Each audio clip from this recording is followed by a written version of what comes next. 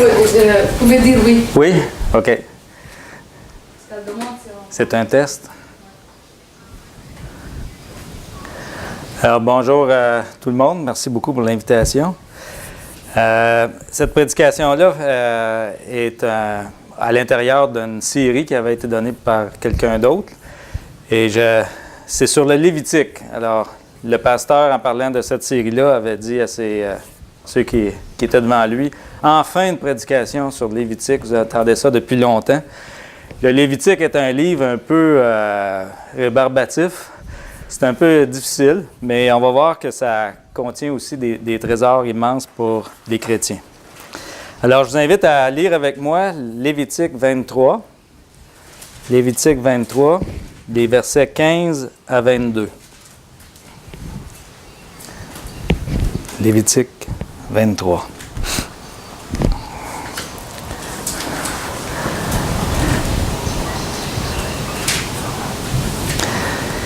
Alors, les versets 15 à 22.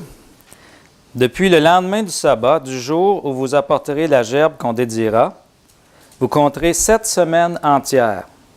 Vous compterez 50 jours jusqu'au lendemain du 7e sabbat, et vous ferez à l'Éternel une offrande nouvelle.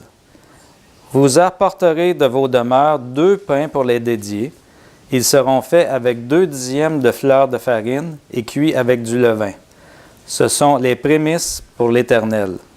En plus de ces pains, vous offrirez en holocauste à l'Éternel 7 agneaux d'1 an sans défaut, un jeune taureau et 2 béliers, ainsi que l'offrande et la libation correspondante comme offrande consumée par le feu, d'une agréable odeur à l'Éternel.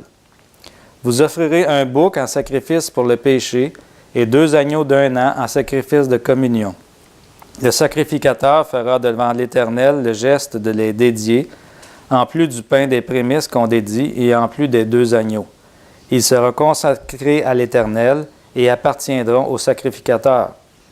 Ce jour-là, vous publierez une sainte convocation. Vous ne ferez aucun ouvrage servile. C'est une prescription perpétuelle pour vos descendants partout où vous habiterez. Quand vous ferez la moisson de votre terre, tu laisseras au coin de ton champ sans le moissonner, et tu ne ramasseras pas ce qui reste à glaner. Tu abandonneras cela aux malheureux et à l'immigrant. Je suis l'Éternel, votre Dieu. » Il y a des théologiens qui disent que le Pentateuque, c'est les 5 premiers livres de la Bible, Genèse, Exode, Lévitique, Nombre, Deutéronome. C'est la fondation sur laquelle repose tout le reste de la Bible. Et j'ai eu un professeur dernièrement, un vrai descendant d'Abraham, un juif qui s'est converti, qui nous disait que dans les milieux orthodoxes juifs, on dit que même juste les 3 premiers chapitres de la Genèse, ça c'est l'essentiel, et le reste c'est des commentaires. Mais naturellement, c'est dit à la blague, mais c'est fondamental. On voit dans Genèse que Dieu crée la terre et les cieux, et il les déclare bons. La création est bonne. Mais les humains se rebellent contre Dieu, Adam et Ève, et le monde est plongé dans la misère à cause de l'entrée du péché dans le monde. Mais Dieu est amour. Et on voit qu'en Genèse 3, il promet déjà une solution. Il dit que la descendance de la femme va écraser la tête du serpent. Alors on voit déjà l'annonce de la rédemption. Et ce plan de rédemption-là, il commence par son alliance avec Abraham. Et ce plan de rédemption-là va se réaliser en Jésus-Christ. Alors la Bible décrit une séquence qui se réalise dans l'histoire. Création, chute, rédemption, renouvellement de la création. Le renouvellement de la création, c'est on voit ça dans Apocalypse. S'il y a une chose qu'on doit retenir ce matin, c'est la chose suivante.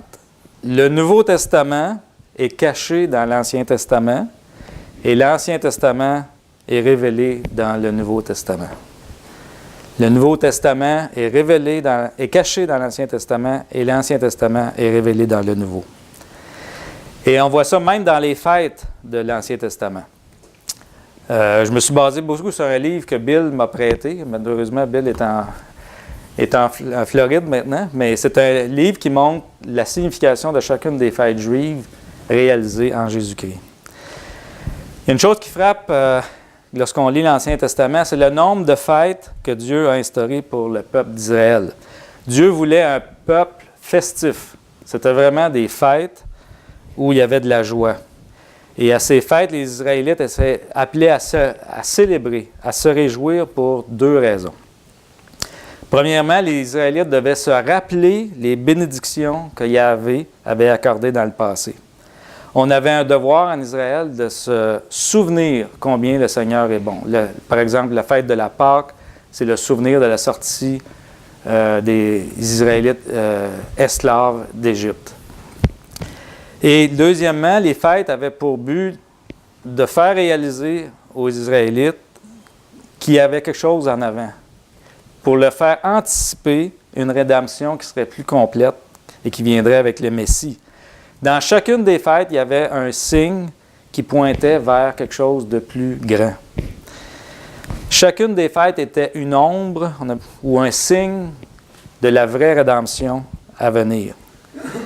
D'ailleurs, toutes les fêtes étaient structurées selon le rythme du sabbat pour encourager Israël à désirer le repos promis. Le sabbat était le symbole du vrai repos à venir, le repos éternel auprès de Dieu. Il y avait 7 fêtes ou 7 festivals en Israël. Il y en avait 4 au printemps et 3 à l'automne. Les fêtes du printemps, c'était la Pâque, la fête des pains sans levain, et la fête des prémices, et la fête des semaines qu'on vient de lire, et dont on parle ce matin. On va faire quelques rappels entre les fêtes célébrées en Israël et ce qui s'est passé à la mort et résurrection de Jésus-Christ.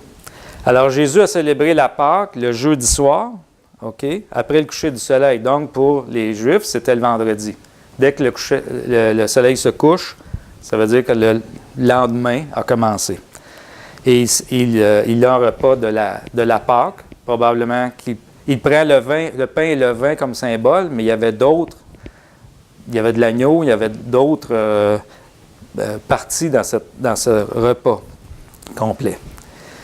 Et dans cette même journée, donc le vendredi, il a été crucifié sur la croix. Il a été l'agneau pascal. On immolait un agneau pascal, mais là, c'est le vrai agneau pascal qui est immolé, qui a été sacrifié pour les péchés du monde, du peuple. Il est resté dans la tombe. Dès le lendemain de Pâques, c'était le début de la fête des pains sans levain qui durait une semaine. Donc, il est resté dans la tombe durant la fête des pains sans levain pour signifier que sa mort enlève le péché du monde. Pour les Israélites, le levain représentait le péché. Et on voit ça aujourd'hui chez les Juifs. Ils font, à l'occasion de la fête du pain sans levain, ils nettoient toute la maison de toute trace de pain qui aurait pu avoir du levain. Et puis, ils font une espèce de cérémonie où ils vident leurs poches puis ils brûlent ce qu'ils ont ramassé. On voit ça à Montréal, dans les milieux assez orthodoxes. Et Jésus est ressuscité le dimanche. Ça, c'était la fête des prémices, qui se célébrait 2 jours après Pâques. Donc, la fête des prémices était à l'intérieur de la fête des pains sans levain. Alors, les 3 premières fêtes du printemps, Pâques, pains sans levain et prémices, c'était très rapproché dans le temps, c'était dans la même semaine. Mais la 4e, la fête des semaines, ça débutait, comme on l'a vu dans notre texte, 7 semaines plus 1 jour après la fête des prémices. Donc, 50 jours après la fête des prémices. Et c'est la raison pour laquelle on appelait la fête de la moisson, la fête des semaines, la fête du 50e jour. OK? Et en grec, le chiffre 50, c'est désigné par le mot Pentecôte. On aura pensé à Pentagone, hein, ça a 5 côtés, le Pentagone à Washington. Bien, Pentecôte, c'est le mot grec pour 50. Donc, moi, quand j'étais jeune, je pensais que Pentecôte, ça voulait dire Saint-Esprit, parce que le Saint-Esprit est arrivé à Pentecôte. Mais c'est une fête qui était là depuis très longtemps. On l'appelait la fête du 50e jour, de la Pentecôte. La fête des semaines, la fête de Pentecôte, la fête de la moisson, c'est la même fête. Alors, on sait que Jésus est apparu à ses disciples pendant 40 jours. après sa résurrection. Et avant de monter au ciel, au bout des 40 jours, Jésus avait promis que le Consolateur, le Saint-Esprit, viendrait. On voit ça en Actes 1:8. Mais vous recevrez une puissance, le Saint-Esprit survenant sur vous, et vous serez mes témoins à Jérusalem, dans toute la Judée, dans la Samarie et jusqu'aux extrémités de la terre. Et qu'est-ce qui s'est passé le 50e jour après la résurrection de Jésus, à la fête de la Pentecôte?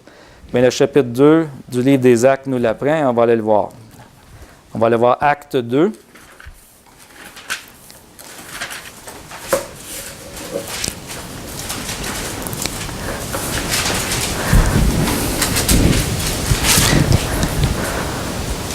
Acte 2, les versets 1 à 21. Lorsque le jour de la Pentecôte arriva, ils étaient tous ensemble dans le même lieu. Tout à coup, il vint du ciel un bruit comme celui d'un souffle violent qui remplit toute la maison où ils étaient assis. Des langues qui semblaient de feu et qui se séparaient les unes des autres leur apparurent. Elles se posèrent sur chacun d'eux. Ils furent tous remplis d'Esprit Saint et se mirent à parler en d'autres langues, selon que l'Esprit leur donnait de s'exprimer. Or, il y avait en ce jour à Jérusalem des Juifs pieux venus de toutes les nations qui sont sous le ciel. Au bruit qui se produisit, la multitude accourut et fut bouleversée, parce que chacun les entendait parler dans sa propre langue. Ils étaient hors d'eux-mêmes et dans l'admiration et disaient, « Voici, ces gens qui parlent, ne sont-ils pas tous Galiléens? Comment les entendons-nous chacun dans notre propre langue maternelle? Parthes, Mèdes, Élamites, ceux qui habitaient la Mésopotamie, la Judée, la Cappadoce, le Pont, l'Asie, la Phrygie, la Pamphylie, l'Égypte, le territoire de la Libye voisine de Cyrène, et ceux qui sont venus de Rome, Juifs et prosélytes, Crétois et Arabes, nous les entendons parler dans nos langues des merveilles de Dieu. » Tous étaient alors hors d'eux-mêmes et perplexes, et se disaient les uns aux autres, « Que veut dire ceci? » Mais d'autres se moquaient et disaient, « Ils sont pleins de vin doux. » Alors Pierre, debout avec les 11, éleva la voix et s'exprima en ces termes. « Vous, Juifs, vous tous qui séjournez à Jérusalem, sachez ceci et prêtez l'oreille à mes paroles. Ces gens ne sont pas ivres, comme vous le supposez, car c'est la 3e heure du jour. Mais c'est ce qui a été dit par le prophète Joël. Dans les derniers jours, dit Dieu, je répandrai de mon esprit sur toute chair. Vos fils et vos filles prophétiseront. Vos jeunes gens auront des visions et vos vieillards auront des songes. Oui, sur mes serviteurs et mes servantes, dans ces jours-là, je répandrai de mon esprit et ils prophétiseront. Je ferai des prodiges en haut dans le ciel et des signes en bas sur la terre, du sang, du feu et une vapeur de fumée. Le soleil se changera en ténèbres et la lune en sang, avant que vienne le jour du Seigneur, ce jour grand et magnifique. Alors quiconque invoquera le nom du Seigneur sera sauvé. Alors, les disciples ont vu apparaître Jésus pendant 40 jours, et ce qu'on lit là, c'est au 50e jour. Donc, ils ont eu à attendre 10 jours. Il y a eu 10 jours d'attente avant l'arrivée du Saint-Esprit. Et le jour de la Pentecôte, justement, ils étaient réunis en leur lieu, un gros bruit, un souffle, et des langues de feu apparaissent et se posent sur chacun des 120 disciples qui sont dans la pièce. Les disciples se mettent à parler une autre langue que leur langue, à se faire comprendre par des gens qui viennent de tous les coins de la terre. Et plus loin, le texte nous dit, au verset 41, « Il y eut en ce jour 3000 convertis qui se firent baptiser. » Quelle moisson! Justement, appelé à la fête de la moisson des Juifs, la fête de la Pentecôte était aussi la fête de la moisson.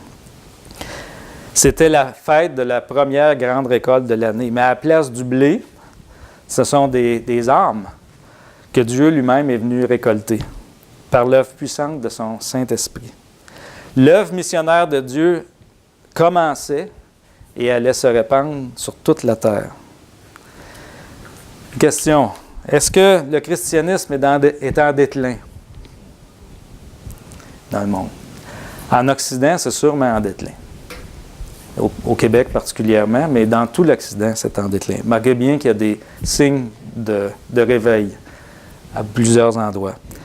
Mais depuis la fin du 20e siècle, la foi ou la religion qui est plus en expansion, c'est le christianisme. Le christianisme a fait d'énormes progrès en Afrique, en Asie, en Chine notamment, en Corée du Sud, en Amérique du Sud. Alors, globalement, le christianisme n'est pas en déclin du tout, il est en expansion. Même si nous, c'est difficile pour nous de vivre dans une société qui se déchristianise, on doit penser de façon globale, Dieu voit la terre entière et pas seulement notre société. Dieu a donc choisi la fête de la Pentecôte, qu'on a lu dans Lévitique, pour marquer le début de la récolte des âmes dans une œuvre missionnaire, animée par son Saint-Esprit. Donc, la fête des semaines, dans Lévitique, pointait vers quelque chose d'autre. C'était symbolique, il y avait quelque chose qui allait arriver, qui était représenté par la fête des semaines. Et c'est étonnant de constater que les rabbins de l'ancienne époque considéraient la période d'attente du 50 jours entre la fête des prémices et la fête de la Pentecôte un temps de repentance devant le Dieu saint et magnifique, et ils appelaient cette période le temps d'attente du cadeau. C'était, je ne sais pas, une tradition qui s'est développée, que, un peu comme nous, nos enfants attendent les cadeaux de Noël. Bien, cette attente-là de 50 jours, c'était en attente d'un cadeau. Et les rabbins disaient, bien, le cadeau, c'est la Torah, c'est la loi. Mais on avait ça dans la mentalité. Et Dieu, suite à la mort et la résurrection de Jésus, 50 jours après, envoie le cadeau magnifique du Saint-Esprit. On lit en Actes 1,4, « Or, un jour qu'il prenait un repas avec eux, il, Jésus, leur recommanda de ne pas quitter Jérusalem, mais d'y attendre que son Père leur accorde le don qu'il avait promis. C'est le don que je vous ai annoncé, leur dit-il. » Le don ou le cadeau. Dans l'Ancien Testament, Dieu avait promis qu'un Messie viendrait, et le Messie est venu en Jésus-Christ, donc Dieu lui-même parmi nous. Et Jésus a promis le Consolateur, l'Esprit Saint, et l'Esprit Saint de Dieu est effectivement venu le jour de la Pentecôte comme cadeau, comme don au vrai peuple d'Israël. En Jean 16, 7, on voit la promesse de Jésus, bien avant sa mort d'ailleurs. « Cependant, je vous dis la vérité, il vous est avantageux que je m'en aille, car si je ne m'en vais pas, le Consolateur ne viendra pas vers vous. Mais si je m'en vais, je vous l'enverrai. » Promesse qui a été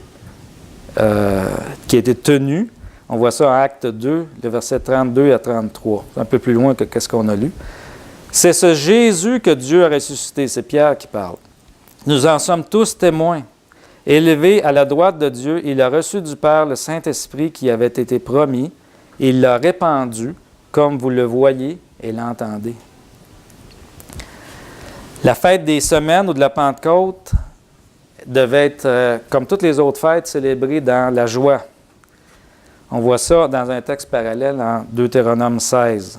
« Puis tu célébreras la fête des semaines, et tu feras des offrandes volontaires selon les bénédictions que l'Éternel, ton Dieu, t'aura accordées.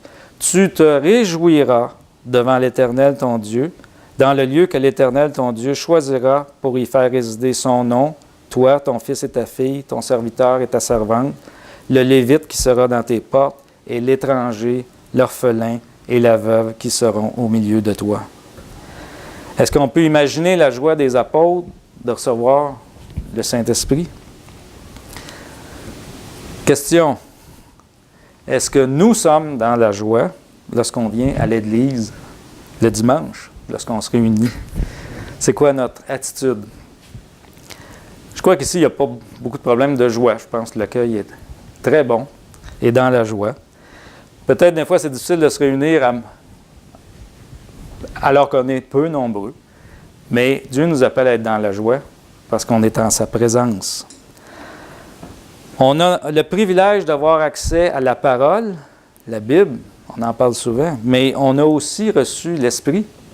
On l'oublie parfois. Écoutons ce que Paul nous dit en Romains 8, les versets 15 et 16. « Vous n'avez point reçu un esprit de servitude pour être encore dans la crainte, mais vous avez reçu un esprit d'adoption par lequel nous crions « Abba, Père » ou « Papa ». L'Esprit Saint rend témoignage à notre esprit que nous sommes enfants de Dieu. Je ne sais pas si vous êtes comme moi, mais parfois on peut être jaloux des miracles des apôtres par l'action du Saint-Esprit. On voit des guérisons faites par Pierre, par Paul, une résurrection même. Et on se demande pourquoi Dieu ne semble plus permettre de guérisons miraculeuses comme dans le livre des Actes. Rappelons-nous que l'Esprit de Dieu souffle là où il veut et quand il veut. Alors, c'est à Dieu de décider. Puis il faut aussi se rappeler que notre propre conversion, c'est déjà un grand miracle.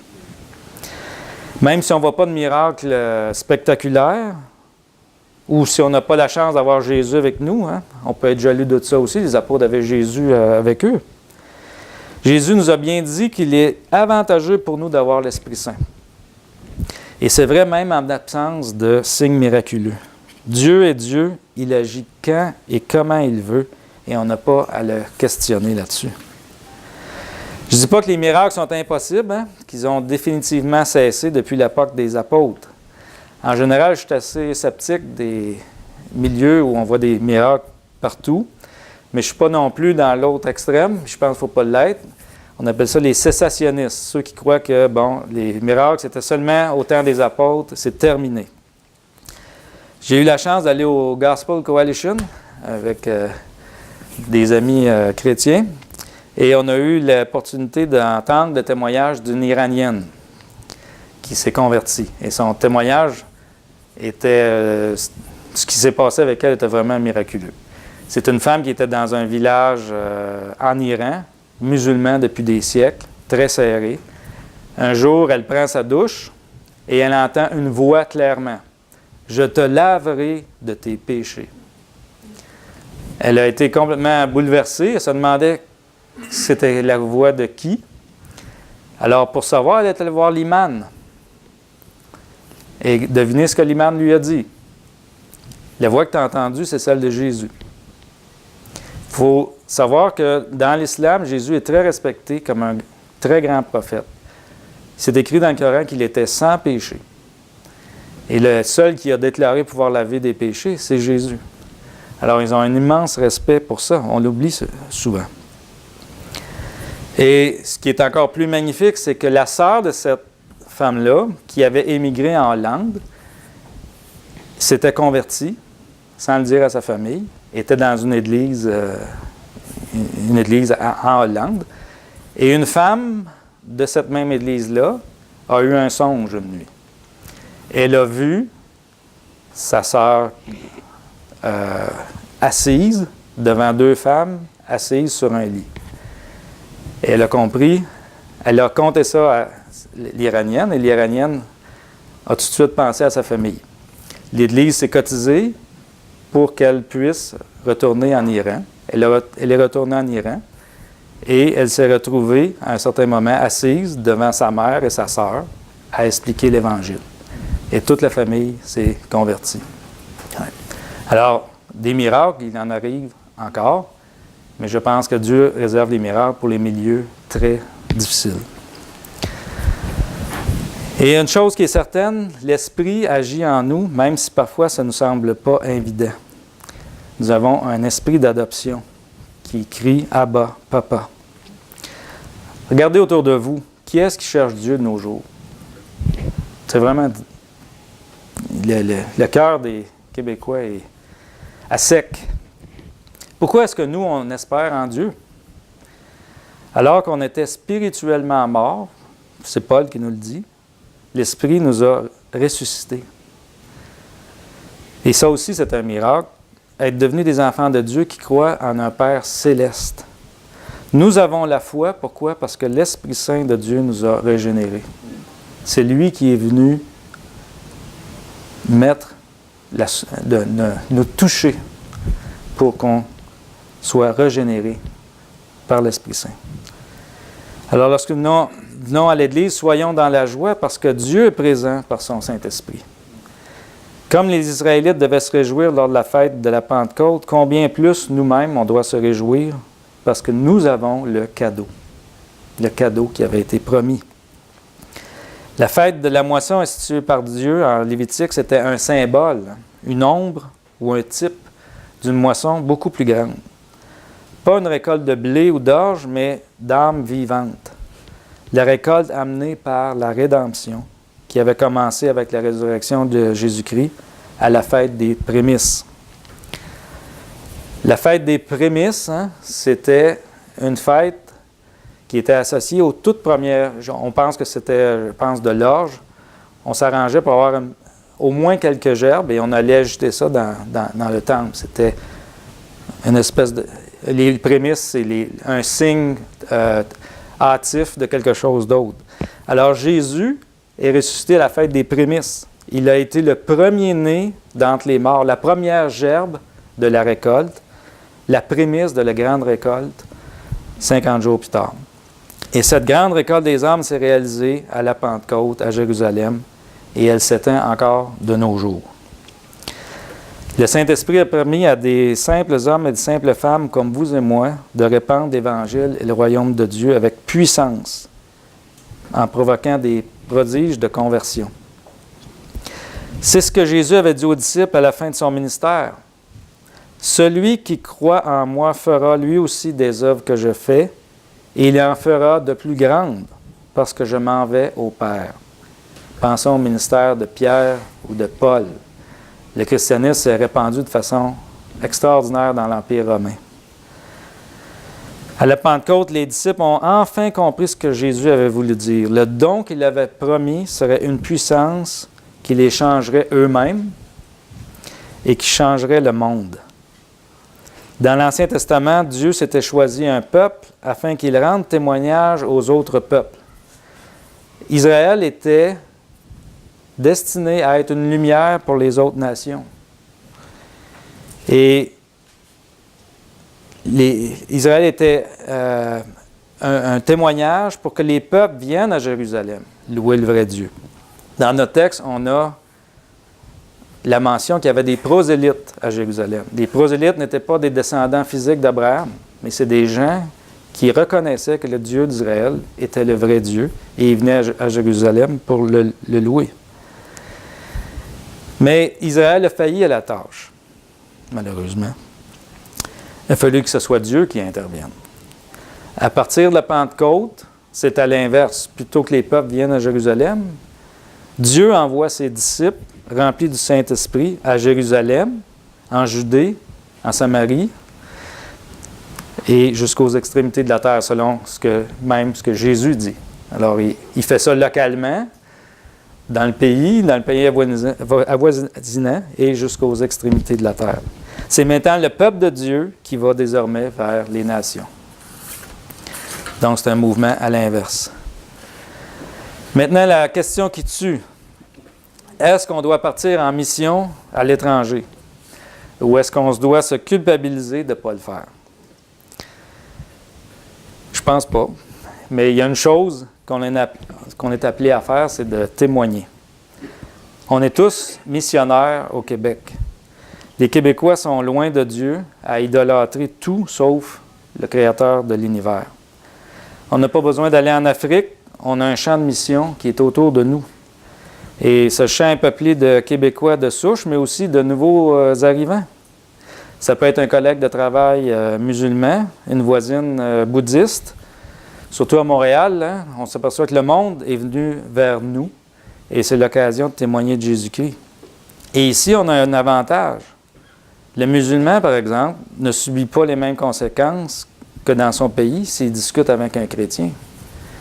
Au Soudan, il y a une femme qui est devenue chrétienne et qui a été ou qui va être lapidée simplement parce qu'on croit qu'elle est passée de musulmane à chrétienne. Ici, le musulman est protégé par les lois et il peut discuter avec un chrétien. Ça, c'est une belle opportunité. Mais comment faire?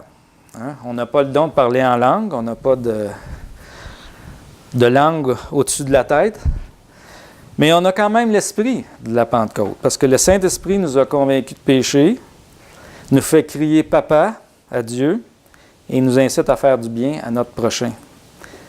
Et lorsque l'ensemble des membres d'une Église vit et parle de la grâce et de la joie de Dieu dans ses relations individuelles, l'Église devient un témoignage fort pour l'Évangile.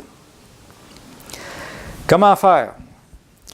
Comme avec toutes les fêtes instituées par Dieu dans Lévitique, Dieu nous invite à nous rappeler les bénédictions de Dieu dans nos vies et principalement l'œuvre de Jésus-Christ sur la croix. On a un devoir de souvenir et de témoigner autour de nous. Et Dieu nous appelle aussi à vivre comme des gens qui ont une espérance dans un monde meilleur. Alors, le témoignage de ce que Dieu a fait dans nos vies et témoignage de notre espérance. On est au milieu d'un monde qui souffre. Les gens ont beau avoir toutes sortes de dieux, autres que le vrai Dieu. Il y a énormément de souffrance dans notre société, dû au divorce, dû à des tas de choses. Et l'espérance que nous avons, c'est quelque chose de précieux. Et c'est important de témoigner justement de cette espérance-là. Nous aussi, nous souffrons dans nos vies, mais on a une espérance d'un monde meilleur. À la fête de la Pentecôte, le peuple était appelé à se rassembler pour fêter la moisson, la récolte. Le peuple attendait aussi un cadeau. La fête de la Pentecôte, célébrée 50 jours après la résurrection de Jésus, a vraiment été particulière. Le cadeau, le don, était celui promis par Jésus avant sa mort. C'était le Saint-Esprit, le Consolateur. La venue de l'Esprit Saint à la Pentecôte a été le point de départ d'une progression extraordinaire de l'Évangile qui se continue encore aujourd'hui. Peut-être pas ici, mais dans le monde. L'Occident a beau se détourner de Dieu, l'Évangile progresse ailleurs. Et dans notre propre société, rappelons-nous que Dieu n'a pas dit son dernier mot. Comment faire? Prions. Prions pour le peuple du Québec. Est-ce que vous souffrez pour le peuple du Québec? Moi, je souffre de voir ma société aussi éloignée de Dieu. Alors, prions. Dieu appelle des individus, c'est vrai, mais il appelle aussi des peuples. Il y a des peuples qui sont plus christianisés que d'autres, avec toutes sortes de bénédictions. Prions ardemment pour que l'Esprit de Dieu vivant souffle un vent de réveil au Québec. Que ce soit notre prière quotidienne, une fête de la moisson au Québec. Là-dessus, je vous invite à prier. Seigneur Dieu, quel privilège nous avons eu que tu viennes parmi nous. Emmanuel, Dieu parmi nous. Tu es venu payer le prix de notre propre péché. Tu as quitté ce monde en promettant l'Esprit Saint, l'Esprit du Dieu vivant. Et tu nous l'as donné. On le voit parce que nous sommes convaincus de péché. Nous savons que nous avons besoin du sacrifice de Jésus-Christ. Merci pour ce don, Seigneur. Donne-nous de parler par l'Esprit à nos voisins, à nos collègues de travail, pour que nous participions à un réveil au Québec. C'est notre prière, Seigneur, que tu uses de ton Saint-Esprit pour souffler un vent de réveil, pour que au Québec, il y ait une moisson, qu'on ait notre fête de la Pentecôte. Merci pour ton amour pour nous, Seigneur, et donne-nous d'être de fidèles serviteurs jusqu'aux extrémités de la terre. Amen. Amen.